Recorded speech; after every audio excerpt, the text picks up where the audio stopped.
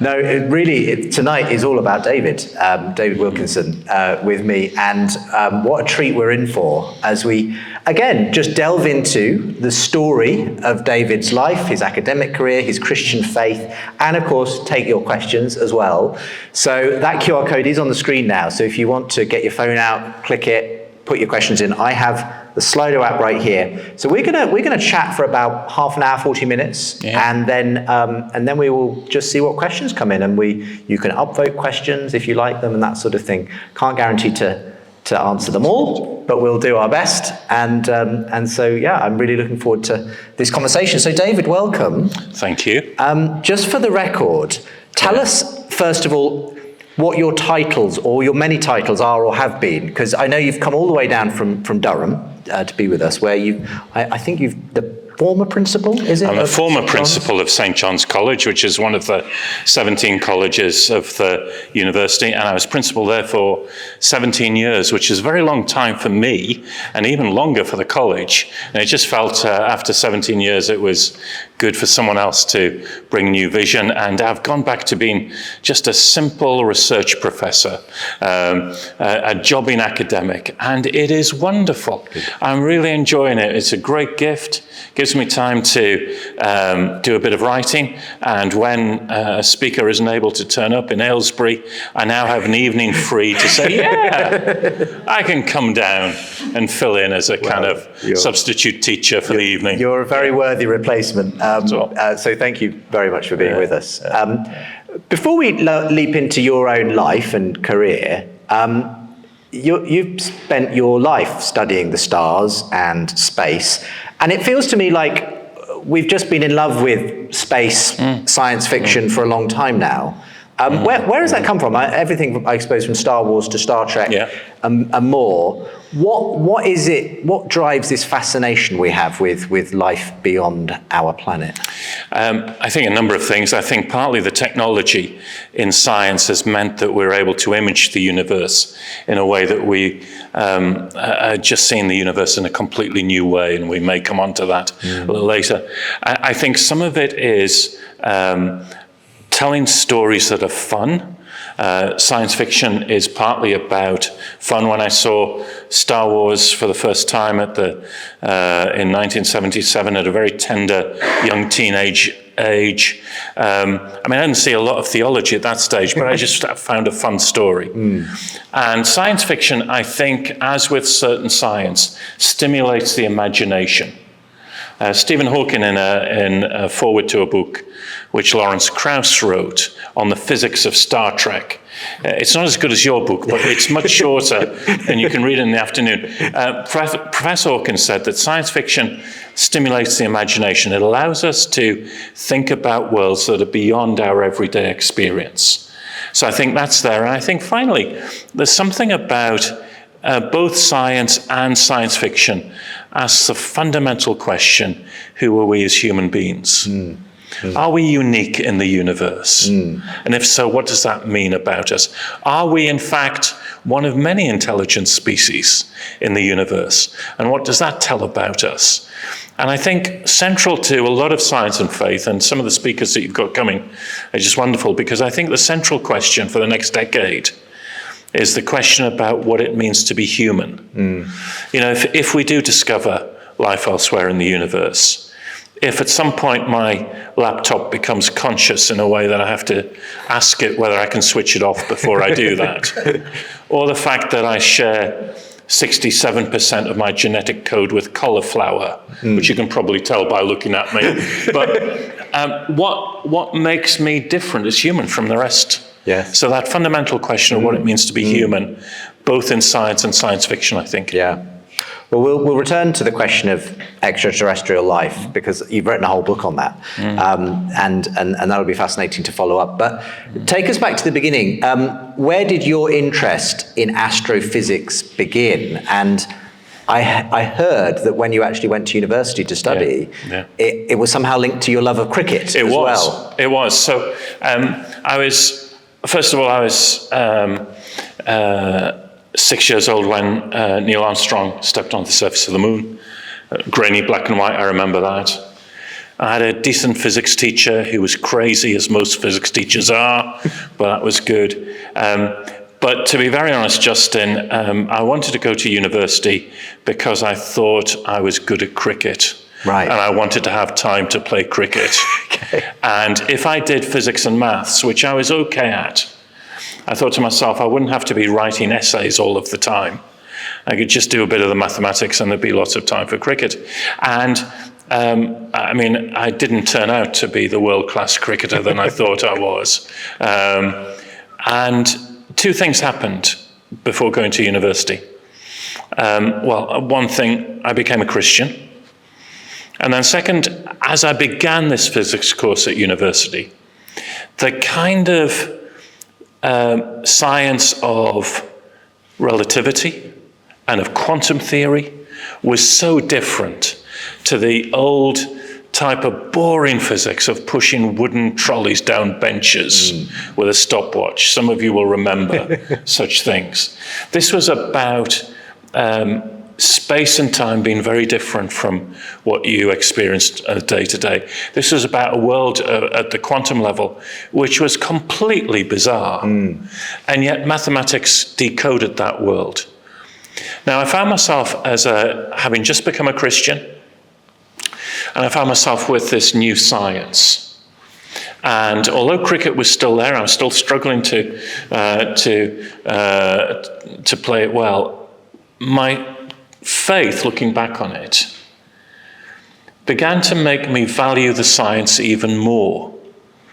Now for some of you who struggled with science, that may be difficult. But when our kids were small, if you came into our kitchen, on the refrigerator would be paintings from our kids that they brought back from school. To be honest, our kids are wonderful, but they are terrible artists. I mean, they're awful. These pictures were not on our refrigerator because they were brilliant.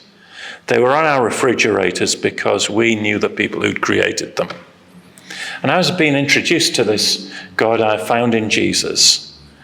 So what God had created became even more important to me because I was a Christian. That's a really interesting way of putting it. So tell us about what happened then. You say it was just before university that you actually became a Christian. What was that journey like? Well, I wish I could say at this point, I was looking through a telescope at the age of 4 and suddenly, it had nothing to do really with science. And 3 things happened at the age of 17. I fell desperately in love with a girl who went to the local youth group in a church. Oh, common story here. Common story. Yeah. So I started to go along to that church, never got to go out with her, but I found amongst those Christians something that I didn't have. Didn't quite know what it was. Second, this shows my age. I was really into the music of Bob Dylan, and Dylan went through his Christian phase. Right. And for the first time, I heard about Jesus in a language and a culture that made sense to me. I just thought, to sing about Jesus, you had to use the language of the 17th century up to that point. Suddenly I heard it in a way that was relevant. And the third thing was, on the basis of the first 2, I began to read the New Testament for myself. I'd never done that before. I'd listened to people telling me about the New Testament, but I began to read, and much of it I thought was bizarre and I couldn't understand. But the central narrative of the life, death, and resurrection of Jesus of Nazareth was so compelling and so difficult to understand unless this was God himself walking the pages of history. And that was the thing that was brought home to me. And in my own little Methodist chapel where my parents worshipped, one Sunday morning, as a result of a weekend of people just sharing testimony, God seemed to say, David, I want to be real in your life. And I'm sure God was working in lots of ways before that.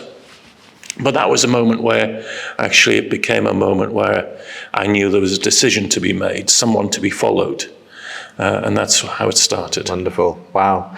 So you arrived at university with this faith, this new faith. Obviously, also learning a lot about science and this exciting time to be learning about it, with, developments in quantum cosmology and all sorts of things going on.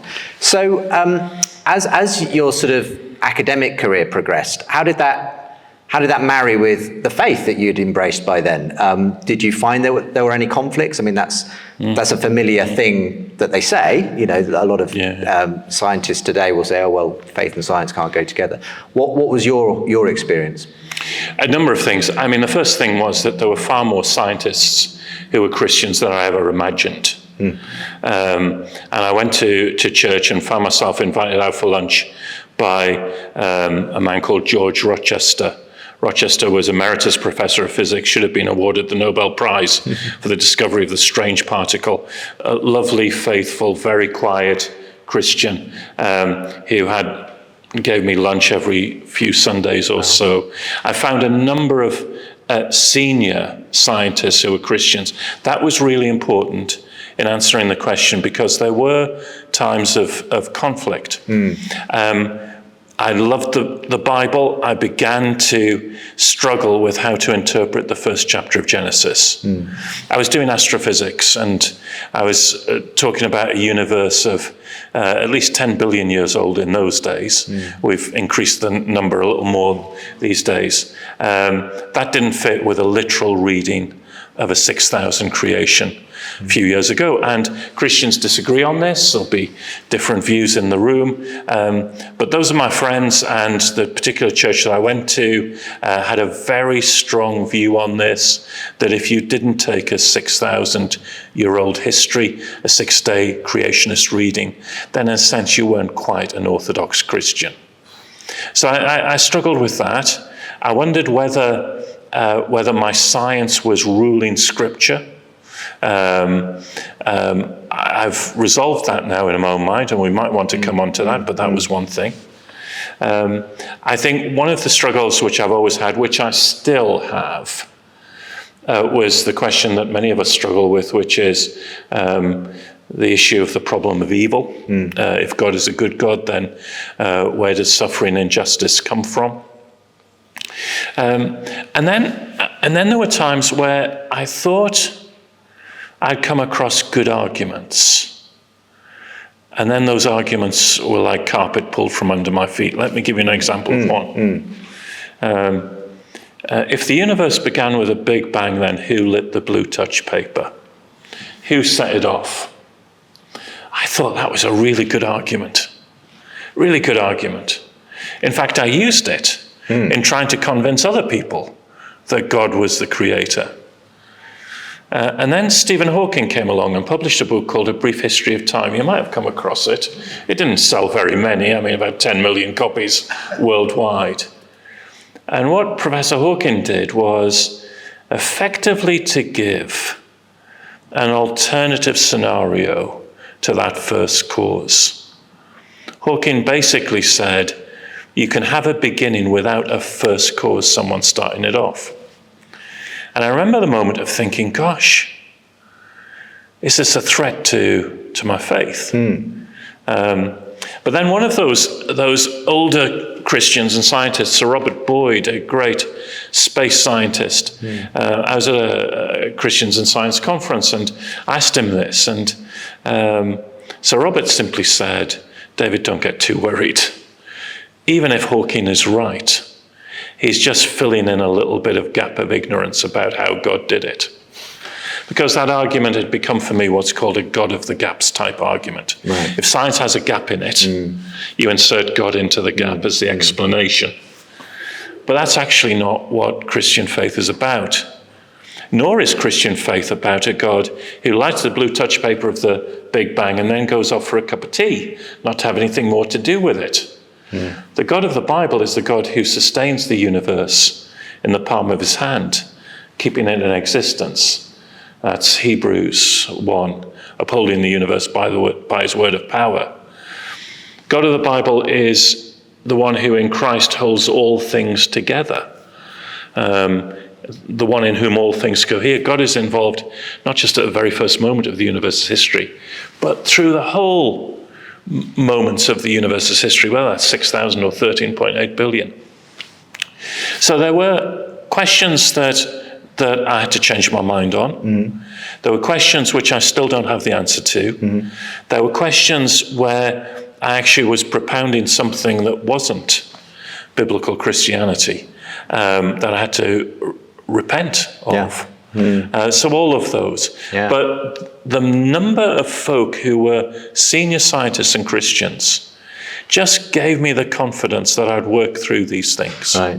That's interesting. It's so interesting to hear all of those very varied ways in which you put the pieces together of faith and the science that you were confronted with. I mean, while all this was going on, you were obviously, your career, your academic career was progressing. Where did you find yourself moving? Did you realize that this was your life? At what point did you kind of feel, actually, I think God's calling me to devote my life in that sense to science and to exploring the universe? But of course, that wasn't the only thing that God was calling you to, because you also went on to become a minister as well. Yes, I did. And that was at times a struggle for me, because I believed very strongly of the vocation to be a scientist, and that being as important as any vocation to be a missionary or a church leader. I knew that there was something about the science which was God-given and that I was enjoying it. There was something about, particularly in astrophysics, the theological questions were really quite easy to see in a way that in other sciences, they're there, but you can't quite see them.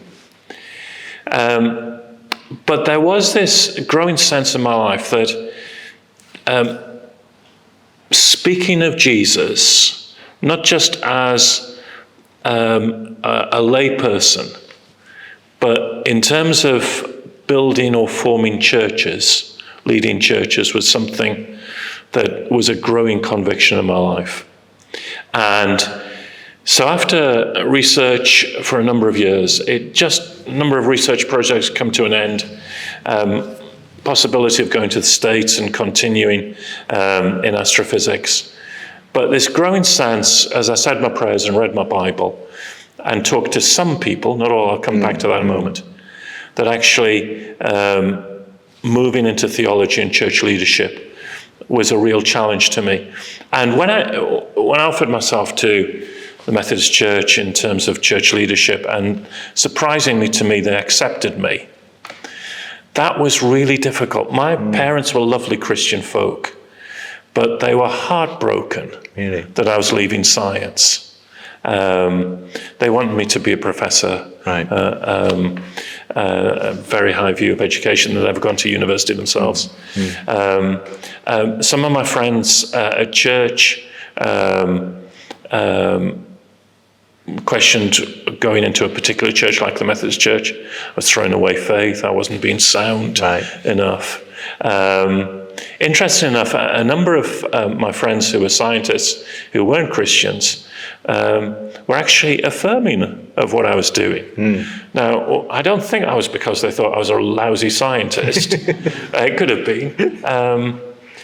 But I think that was a struggle for me. Now, the thing that I wondered about, am I going to give up this science, which I so enjoyed? And I was prepared to say to the Lord, yes, for you, Lord. Of course, what happens in lots of these things is that God gives you back abundantly that which you think you're giving up. And so it was a complete surprise to me that I might be back doing things like this, Justin, tonight. And that as I began in church ministry, I found that people were just fascinated by this science-faith dialogue. And so it became a major part of what I was speaking about and writing and broadcasting, things of that sort, in a way that I never imagined. And so it's come back to me in a really wonderful way. That's wonderful. So you've obviously had lots of opportunities both to pursue science and live in that world, but also to make it relatable to people in the pews and churches. And yes, you've done a lot of broadcasting and writing books and everything. So right now, I know that you're involved in a specific project up in Durham. So having, as you said, moved on from being principal at St John's College, you're still very much involved there. I just want to make sure I get the title of this right. You now lead the Equipping Christian Leadership in an Age of Science program. Tell us what that is. Yeah, about 10 years ago, a couple of us we were having a conversation, and it got round to bishops. Now, I'm just assuming, I'm hoping there are no bishops here this evening. Potential, perhaps. Thank you.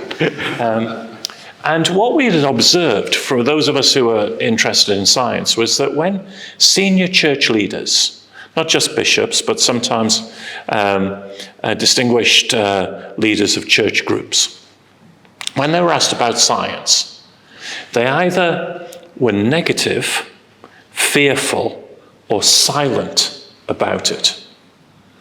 And we felt that if your senior church leader was negative, fearful, or silent about science, what did that mean if you were a church leader with a background in science? It wasn't really affirming. And what if you were a biology teacher in the congregation who lived their vocation day by day within teaching biology in school? Or you were an engineer or a technologist, and your senior church leader was worried about science. That undermined your Christian vocation. And then that rippled out of the church to enrich this conflict narrative between science and faith. So we did a bit of research. We asked 30 senior Christians, bishops and the like, to do an interview with us about their attitudes to science. We invited 30, about 15 said yes to it. After all, these people are very busy. I mean, although one or two of the senior leaders were quite honest. One said to us, I'll only do this anonymous academic survey if I have 2 advisors with me to tell me what to say. Another bishop, our researcher, went into his office and she said, Bishop, thank you very much for giving us time to interview you about your attitudes to science. His face dropped. And he said, science, he said? My secretary told me this was an interview about silence. And then he said, if I'd known it was about science, I wouldn't have agreed to talk. Now, that shows a little bit of the fearfulness involved. And so, to cut a long story short, Justin, over the past 10 years, and now for another 5 years, we've been generously funded by the Templeton Foundation. We do research into attitudes of church leaders towards science and some of the stories that dominate this area, the narratives. We invite senior church leaders into science departments, and we introduce them to world-leading scientists. They don't have to be Christians, just to give a sense of vocation of science. We have a couple of projects, one called Science for Seminaries, where we work with theological colleges to embed science within core modules like ethics or systematics or missiology. We have a project called Scientists in Congregations, and there's there's money involved as awards for local churches to work with scientists in their congregations in mission and ministry. And I've got a couple of staff members embedded in Lambeth Palace where they help the Church of England say sensible things about science. Right. Because of the role of the Church of England within Parliament and at all levels within our society. And then we've just moved into an exciting new phase where we realized that most of the discourse about science and theology is done by people like you and me. White males, and I'll put myself in the elderly category. And so we've started now with a number of partners around the world to create a global community of inquiry where we take context seriously. So how do people in different parts of the world hear or see science? How do they relate it to theology? Not to export what we've been doing, but to genuinely work together. And, when you look at someone else's context, not only is that interesting, but also it shows you the blind spots in your own context. So that's what we're doing at the moment. That's great. Let me put an objection to you that I've heard a few times myself over the years. So I've had the privilege of hosting a lot of conversations between skeptics and Christians, especially around science. One of the ones that sort of came up in one form or another over the years was, well, given how much we know about the universe, its vast size, and you could probably tell us, David, just how many billions of galaxies there are. A lot of people have said, well, look, how on earth can you think this is all about us? We are insignificant, to quote Carl Sagan. Earth is just this pale blue dot on the edge of the Milky Way and so on. So that's something I hear a lot. What do you say to that idea that what we know about the vastness of the universe just points to our insignificance? I think it's a really good point, to be honest. So just to fill in what you've already rightly said, we are beside our sun, our local star. That's one star in a Milky Way galaxy of 100 billion stars. And that Milky Way galaxy is one of 100 billion galaxies in the universe. So how many stars are there in the universe? I know it's late at night. It's very easy. You multiply 100 billion by 100 billion, and the answer is a lot. I mean, something like the grains of sand on the beaches of the world. Now, the problem that we made as a Christian church was when Thomas Aquinas baptized Aristotle a long time ago. Aquinas, great Roman Catholic theologian, wanted to use Aristotelian philosophy to communicate the Christian faith. This was very helpful in lots of ways. But what he did was he drew in the Aristotelian universe, which said, we are at the center of everything. Mm-hmm. And this was a problem of Galileo, actually. It wasn't the problem of the Bible, it was a problem of Aristotelian philosophy. Now, actually, I don't read Scripture and see that we are at the center of everything. What makes us special is not that we are unique or that we're at the center of everything.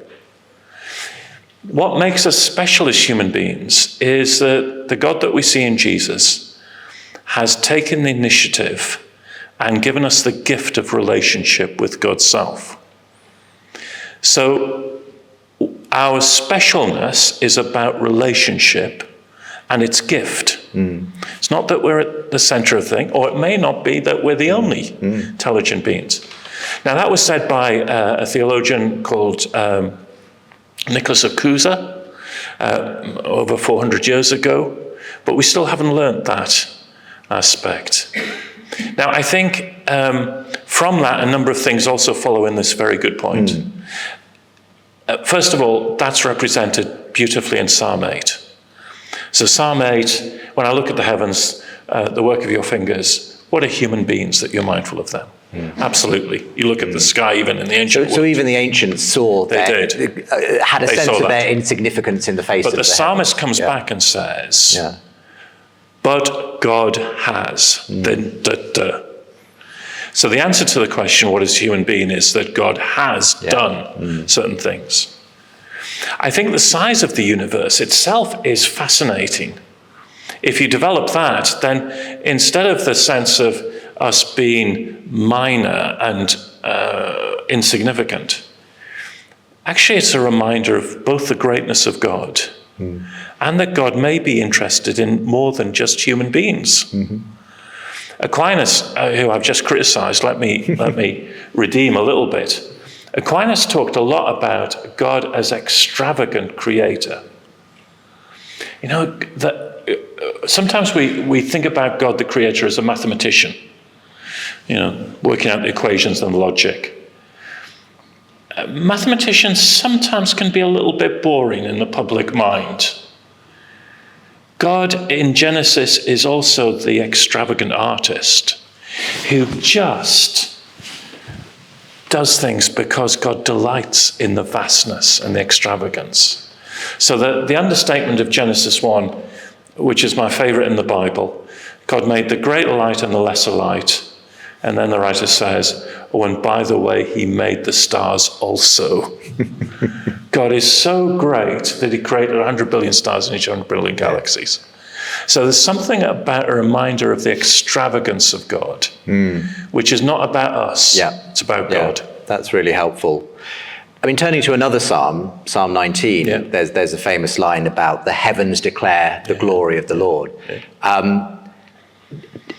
The heavens to the psalmist meant space, what they understood as the stars above them and so on. We obviously know a lot more than they did about just how big the universe is, what it consists of. But, I mean, are the heavens still declaring the glory of the Lord? I mean, would you say that the science that we've discovered of the universe still kind of speaks of that glory? I think if some of you have seen some of the photographs from the James Webb Telescope recently, or from Hubble in the generation before that, there is an awe-inspiring kind of beauty about the vastness and just the simple impact of something like that. Now, I think this sense of awe, which a number of people have picked up on, is not to be underestimated. Now, those of you who are scientists will know that most of science is not like that, okay? Most of science is tedious, boring, frustrating. It's about research councils who don't give you the money that you deserve. It's about peer-reviewed journals who don't see the brilliance of the paper that you've written. It's about PhD students who don't do what you tell them to do. It's about experiments that go wrong. I mean, but there are those moments of awe, emotional, that heavens declare the glory of God. But it's not just the pretty pictures for me. I mean, one of the things that always amazed me and continues to do so, and indeed amazes a number of my friends in the physics department in Durham today who wouldn't call themselves Christians, is that underneath this beauty and this complexity, this extravagance, are a number of simple and elegant laws. I mean, really simple, really elegant. They're universal, so that we can understand what happens around a black hole, billions of light years away from us. And they are intelligible. So Albert Einstein once said, the most incomprehensible thing about the universe is that it's comprehensible. So that we can sit here in Aylesbury on an evening like this and we can talk about, if we had time, the universe back to 10 to the minus 43 of a second in age. And we can understand it. It's extraordinary. It's extraordinary that, for whatever reason, we have developed the ability to know where our cosmos came from. I mean, that does seem remarkable. That's right. And I think there's something more than just our evolutionary development here, because we are able to use mathematics to understand places which we will never visit, which are so beyond common sense and so beyond any direct experience. But the mathematics works in that way. And that's extraordinary. Now, for someone like John Polkinghorne, who was professor of particle physics at the Cavendish in Cambridge and then became an Anglican priest, the resonance between the mathematics of his mind and the mathematics of the universe for him was a pointer towards a deeper story to the universe. So I had a fascinating conversation about 3 or 4 years ago with Roger Penrose, Nobel Prize winning physicist himself. Yes. And he's not a believer, but he said the thing that kind of makes him possibly the most open to something beyond just the physics of the universe is exactly what you just described. He said that it's the intelligibility of the universe. It's the fact that we can map the physical universe with the language of mathematics, a kind of abstract thing that just is there. It's just there. And he adds in that our conscious minds can comprehend it. So he says there's these 3 realms. That's right. And he says, this is the thing that gives me the most pause for thought about whether there's something bigger going on. Right. Now, you've said you're a bit wary of using science as a sort of proof for God, and that's understandable. I mean, but this does sound like you're saying, this should give the average atheist maybe pause for thought. I don't know. I mean, absolutely. I think, and because I've seen the average atheist, like Professor Penrose and others, have that pause for thought, you'll see it in the writings of Paul Davis, another great cosmologist, who isn't a religious believer, but will say there are things about the universe that just give a sense that there may be a deeper story going on here. Now, I think there are, and Polkinghorne uses the phrase pointers rather than proofs. Right. I like that. So when we look at what are called anthropic balances, the things that have to be just right, or as Paul Davis calls it, the Goldilocks enigma, in the law and circumstance of the universe, just balanced, just right. For me, that's a pointer towards a deeper story, not a proof. Okay. If we think about the laws of physics, pointer. If we think about awe, pointer. And the reason that I'm hesitant about the proofs is that the proofs of an existence of God, first of all, intellectually have a number of weaknesses to them. So the cosmological argument and the design argument, you can argue it both ways. But secondly, often what you get out of that argument is a God who's very far from the God of the Bible. Right. We know the nature of God, say Christians, and we know that God exists, not because we've got a logical proof of it, but because God has graciously spoken of God's self supremely in the life, death, and resurrection of Jesus. So the problem with the proofs was you try and argue for God without this concept of revelation, that we only know God because God has spoken about God. That's the only way that we know. And so that's why I'm a little wary of the proofs. I want to make sure there's some time for questions. So again, please do use the QR code to ask questions, and we will come to them in a few minutes' time. But just with the remainder of the time I've got to ask my questions, David, I teased that we could maybe talk a little bit more about alien life, ET. I did a fascinating interview with you several years ago on this because you wrote a book about it. I mean, again, it's been a subject of fascination in sci-fi and so on. A lot of people, though, I think, feel funny about the idea, well, if we did discover life elsewhere in the cosmos, would that impact Christian faith? So I've got two questions. Firstly, as a scientist, do you think there is life elsewhere in the universe? And B, would it matter to your Christian faith? So in answer to the questions, to number one, I don't know. And in answer to question number two, no. Okay. But let me just say a little bit more. Please, expand, yes. I think these scientific arguments are still open. And one of the great things about the last 20 years has been the numerous discovery of exoplanets, planets outside our solar system, of which we know over, I've not checked this morning, but over 5,500 exoplanets, of which 200 or so are terrestrial, a bit like the Earth. Now, some people say, well, 100 billion stars, 100 billion galaxies, many of them will have planets, therefore there must be a planet like the Earth, therefore there must be other life out there. Well, yes, that's on one side of the argument. The other side of the argument is, if we can put it like this, that's true, but it's a long way from an amoeba to an accountant. Or maybe, well, it's a long way from an amoeba to an accountant. But you could have primitive life, but that may be very different from intelligent life. And we know that that takes a stable atmosphere and a whole number of other things to come about. So I think for me, if you pushed me, Justin, I think we're probably alone as intelligent life within this galaxy. There may be intelligent life elsewhere in the universe, but then we've got a fundamental problem, which is the problem of communication.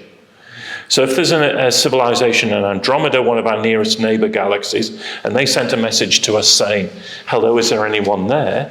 It would take about 2 million years to reach us. If we then send a message back which says, yes, we're here, who are you? That's another 2 million years.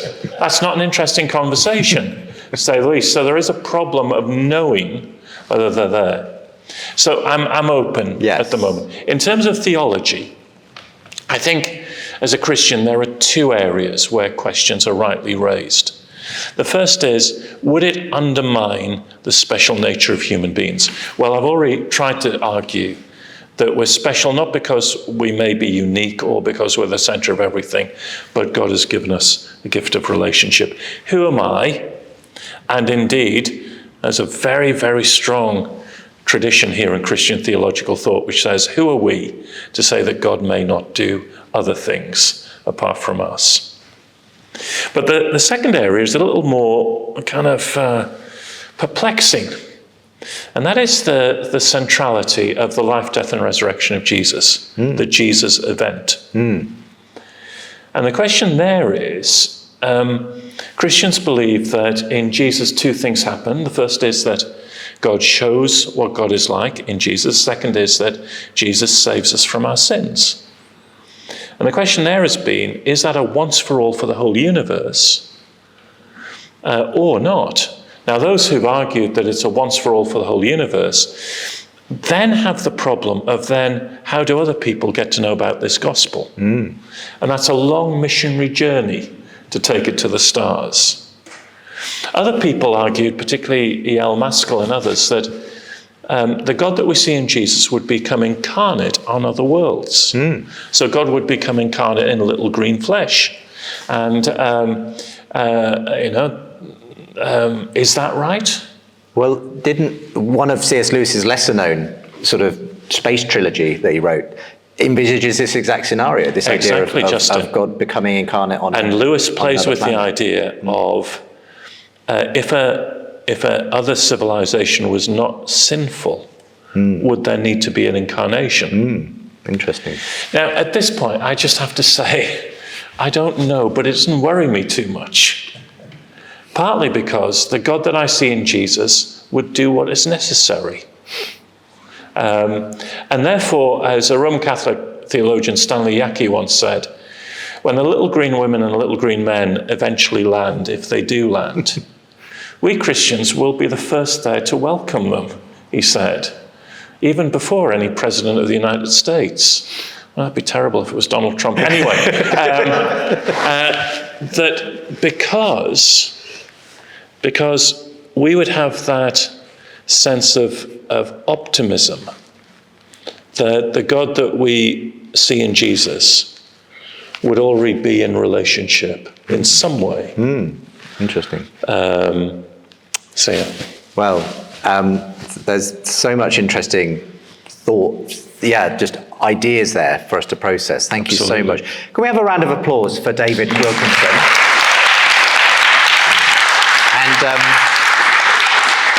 And why don't we try and get to as many questions as we can? Because there's lots of really interesting questions coming in here. I'm going to start with this one because it ties in with what we've just been talking about, this idea of exoplanets, life, planets that might support life elsewhere in the universe.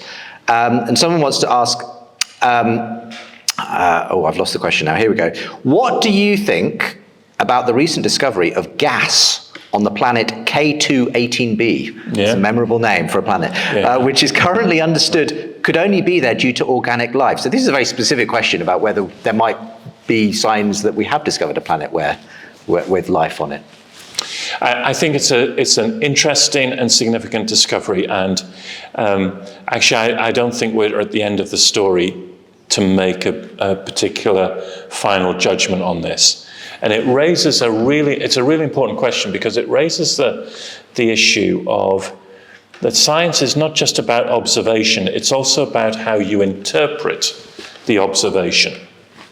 And those of you involved in science will know that you have a particular observation and then you go through, first of all, a process within the community of questioning whether your observation is sound or not. Other people check it. And then what you get is a number of different interpretations of why something might be there or why it's happened. So one interpretation is to say the only reason that we see these particular compositions is because of organic matter. Others will say, no, there are other reasons for doing it. Now, if you cast your mind back to 1996, some of you might remember a meteorite that had landed on the Earth from Mars. And NASA held a press conference, and they showed certain structures within the meteorite and said, that's life. And Bill Clinton, who was then the president, came with this kind of, this is the most significant discovery that's ever been made.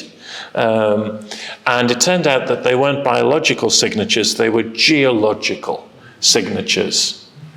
So one always has to be a little careful about this and just wait. I was going to say wait for the dust to settle, that maybe. Wait just for the scientific community to process this. But one of the things that James Webb and a number of new telescopes are able to do now is this extraordinary thing of being able to look at the chemical composition of the atmospheres of exoplanets. So not only do we know that water's there, but we now begin to look at other things like methane, ammonia, in order to try and begin to say, are these possibilities of life? And also remember that amoeba to accountant thing, because this may be a signature of primitive life. It may not be the Star Trek universe of other intelligent life forms out there. So I'm afraid I don't know in the final analysis. I just want to be open to more investigation of it.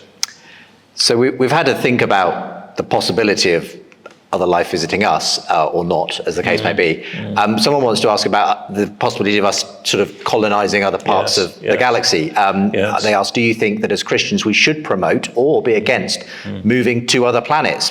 I guess in the very far future, they say. So what's your view? I mean, I guess Elon Musk is one of the people kind of really pushing this, let's get to Mars as a first staging post and who knows where else beyond that. What's your view on that? I think in lots of ways motive matters in all of this. I think there are good motives which are about curiosity and exploring. And I think there is an argument which says that as incarnated people, bodies, there's something which is human about exploring by going to places rather than just sensing them from a distance. I think there are also motives where, as a Christian, I would want to critique. So, for example, for Musk and others, and indeed Stephen Hawking was in this camp, the movement to other planets is the worry that we might wipe ourselves out by being only on the Earth. Right. So you build resilience for future life by having life on other planets. I see the logic of that, but the worry I have about it is that means, are you less attentive to environmental catastrophe? Are you less attentive to nuclear war possibilities? Because you know that you've got resilience. You've got a plan B. You've got a plan B. Put in. I think then there's a question about if some of these other planets already have life, even if it's primitive life, how do we deal with that in terms of expansion of the human race? We know the lessons of mistakes in colonization on our own planet. We know some of the ways that we've decimated cultures or life. Is this a cosmic area? And this is where I think lawyers and politicians and scientists, the whole community, needs to take conversation seriously in this. And then I think there's also the question of expense. So I think with big science, and particularly space colonization, the question of how you balance expense in going with expense in doing in the here and now. And if experience is anything to go by, it's often the rich who go, leaving an even worse situation for the poor behind. Yeah. So when I read the Tower of Babel in the book of Genesis, it's not the technology of building the tower that's wrong, it's the motive And the motive was, we want to be self-sufficient without God. And we want to be famous in the whole of the world. And that's what's condemned in terms of the Tower of Babel. And so I think it's about motive. Now, some of this is not easy. People have mixed motives in science and in culture and in politics. And that's part of being wonderfully made as human beings and yet fallen as human beings. So I'm not underestimating the difficulties of some of these conversations. I think one of the things I'd want to, sorry, I'm going on because I'm really passionate about this. One of the things I'd want to say is Jesus' image of us being salt and light, I think is really important. For Christian folk to be salt, they need to be involved in some of these questions. Not simply calling out from the sidelines or criticizing from the sidelines. So I want to affirm the engineers and the astronauts and the technologists and the scientists who are involved in some of these questions. I want to support them, and let's pray for them. Brilliant. Let's move to a very specific question about, I suppose, science and faith ultimately, which is, what do you think of miracles as a scientist? And I was going to ask a similar question because, obviously, at the center of the Christian faith you hold is a miracle, that Jesus rose from the dead. And that, I think, I could imagine a Penrose or whoever agreeing that there's something awesome about the universe that gives them pause for thought. But I think it's sometimes the miraculous bit. So what's your answer to that? I believe that God works in unusual ways. And that actually the word miracle is not a terribly helpful word for that because of its cultural history within it often being defined as that which breaks the laws of nature. I think the New Testament uses words like signs and wonders for God's unusual activity. So here I think, first of all science does is it tells us with a degree of provisionality what the patterns of regularities are in the world. And for me, that's a reflection of God's sustaining activity. So God sustains the universe with reliable laws of physics. But the creator of the world, I think, has a degree of freedom within that to do unusual things. Now, it might be that sometimes God's unusual activity is hidden within the uncertainty of quantum theory or within complex systems, like chaotic systems. So that God is at work, but we don't see it. But actually, the New Testament, when it talks about signs and wonders, it's exactly because you see God doing unusual things that there's significance. And so I do think that God has the capacity to go beyond his regular ways of working to do unusual things. Now, let me use a silly illustration. When my kids were small, it was really important that they knew when bedtime was. We had fairly regular bedtime because it allows them to grow in responsibility and work in an ordered environment and decide how much computer games they play before going to bed. But there would be moments, very, very special moments, when Newcastle United were live on the television. At that point, normal laws were superseded for a deeper purpose. And the children were allowed to stay up to watch Newcastle United. Now, if they were allowed to stop up every night, the world would be chaotic. If there weren't moments where actually you went beyond the normal ways of working, life would be very boring. Now, don't get me wrong in using that silly illustration, because one of the great problems of miracles is not the science, it's the problem of evil.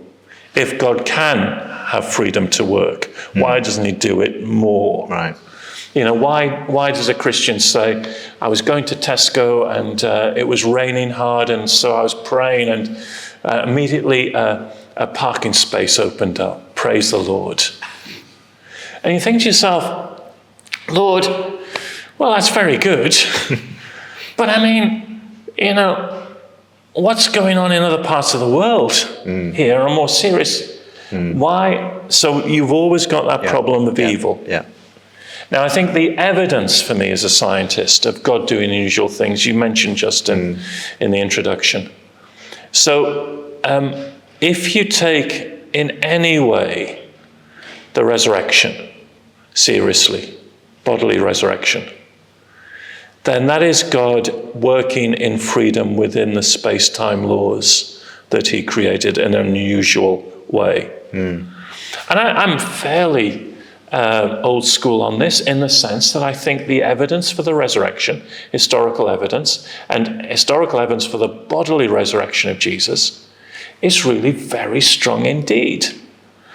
So if you've seen that book by Tom Wright called The Resurrection of the Son of God, I mean, it is so huge that after reading it, you can build an extension onto your kitchen based on it. I mean, he goes through the historical evidence bit by bit at great length. This is very important historical work. And the conclusion is you can understand this post-cross experience in no other way apart from Jesus was raised from the dead.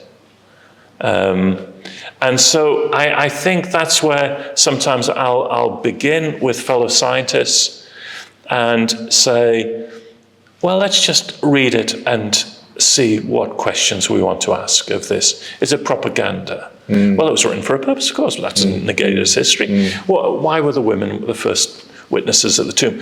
What have been classic Christian arguments for a whole centuries, but I still think have something. As a scientist, I can't explain how the resurrection happened.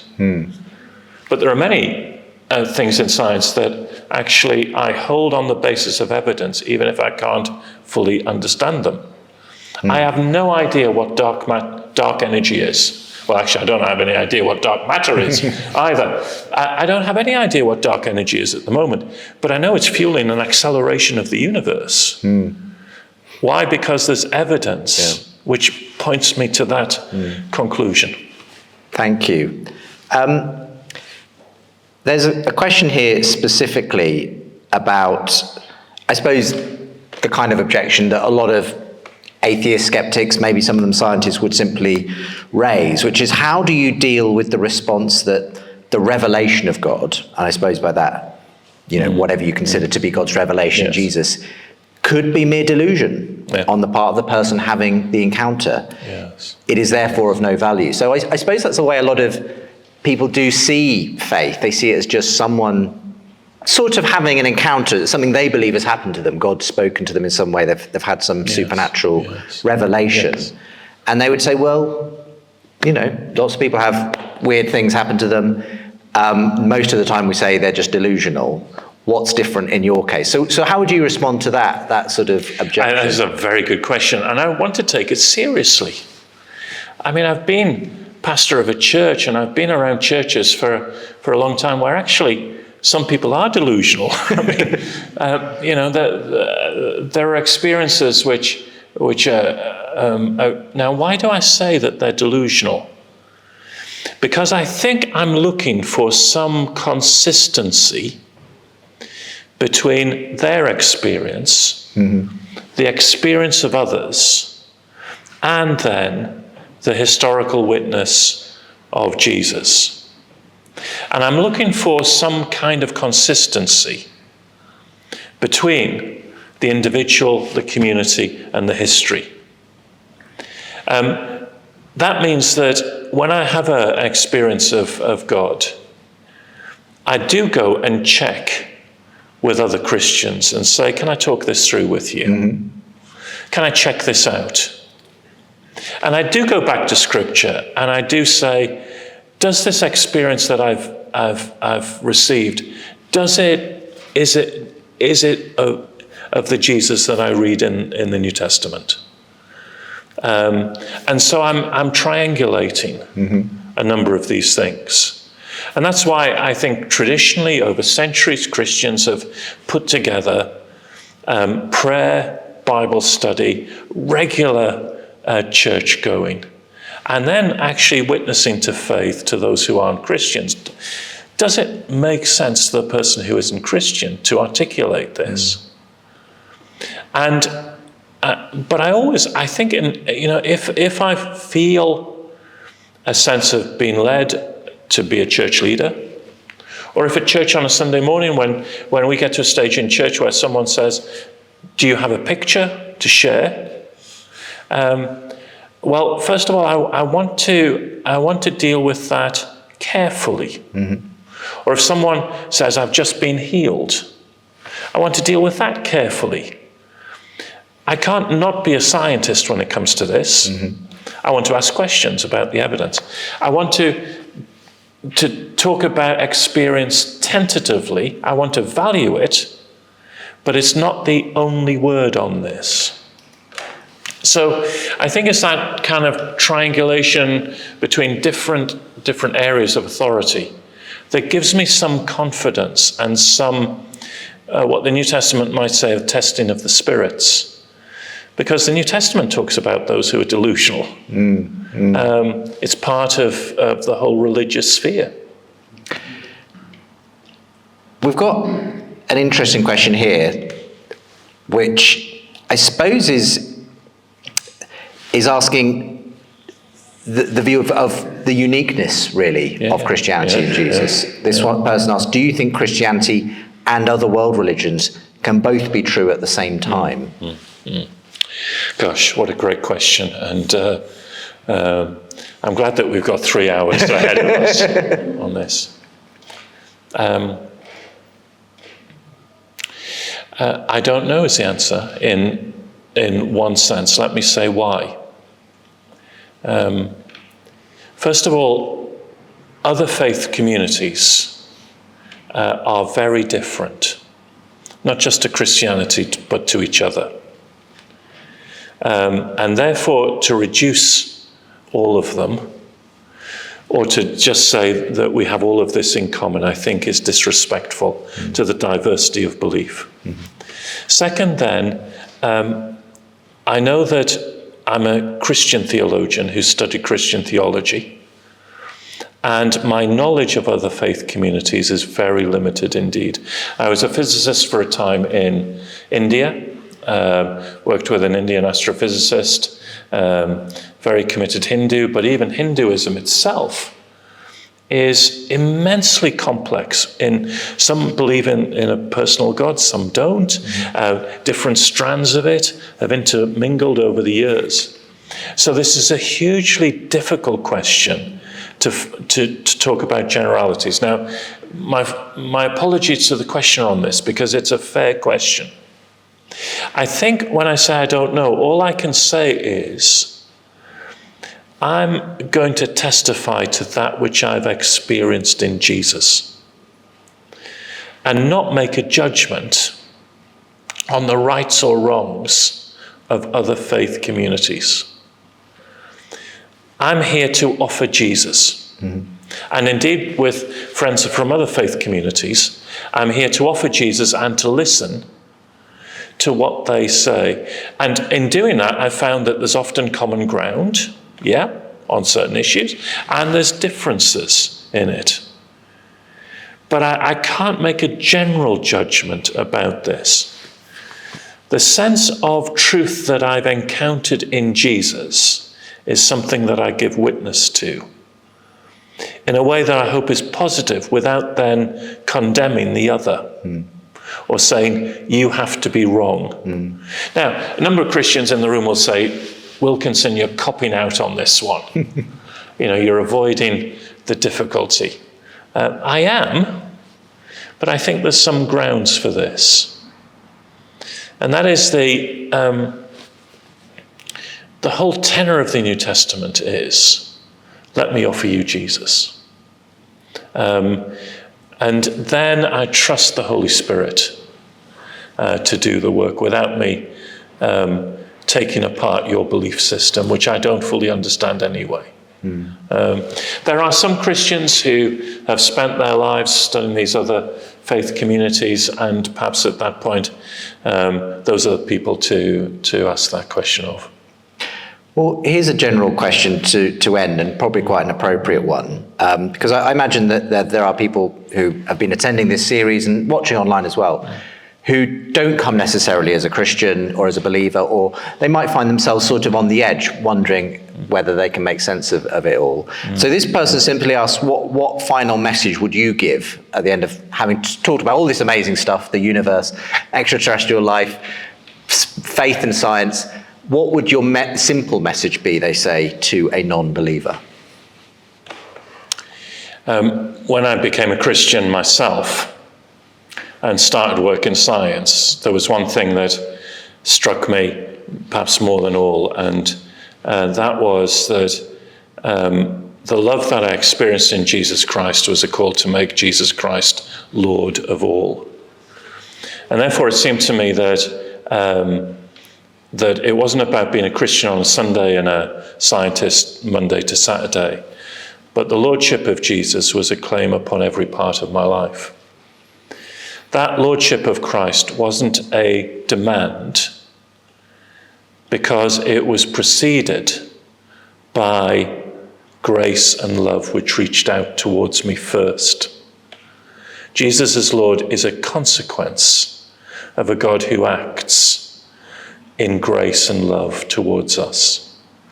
And so my final message is, let me commend to you Jesus of Nazareth as the one who has transformed my life, and the one that in history gives us solid ground, brute facts, Francis Schaeffer would have called them, in terms of a God who has walked the pages of history. But this isn't just an intellectual conversation. This isn't just for us to go, well, that was really interesting. And this is actually something where this Jesus makes claims upon my life on the basis of love and grace, which renew me and I mean, excite me. I've been a Christian for many years now. It is so exciting. It's not without its challenges or its unanswered questions. But I am so glad to have encountered Jesus. So thankful.